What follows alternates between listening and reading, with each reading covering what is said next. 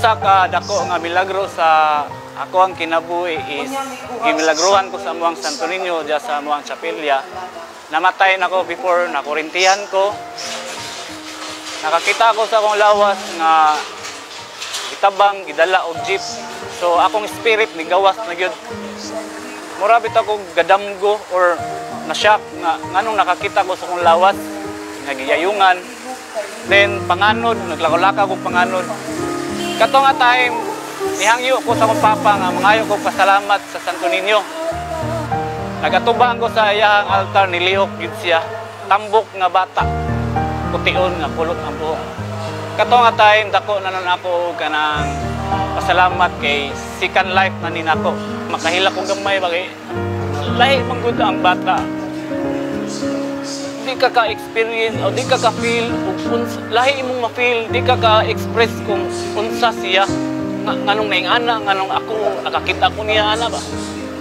Ako ang faith na ni Santo Niño nga kanang i-offer na mo everyday nga anak sa me, anak ba, na ako na siya i-offer ni Santo Niño nga kanang tigaan lang may og puso sa among relationship nga dili lang may mag-away. Inana ba magsinamtanay lang yun everyday nga kami ra duha sa among balay. Even nga ako ki-pray nga kanang tigaan lang may isa ra jud ko baby. Mora. Actually, among relationship is like a miracle.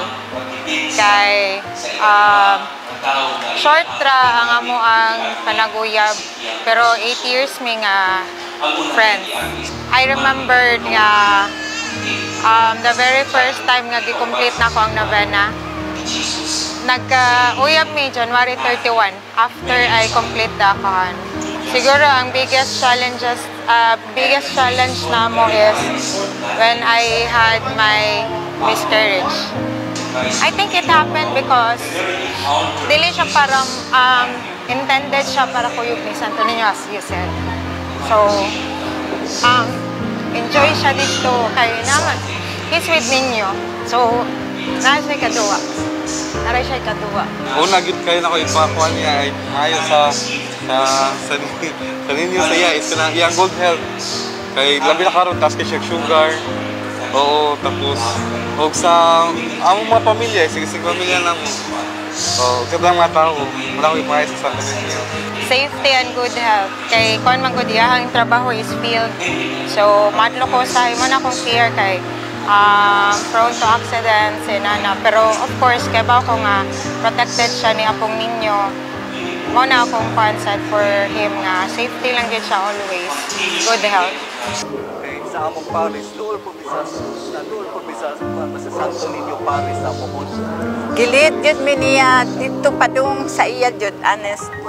Sakripisyo jud mi nga amo gining tiwason ang 9 days nga novena kay magpasalamat mi niya. Ang ako isangpit na pag-anunayon na yun ang among relationship bisag taas-taas na yun 46 years naman mi.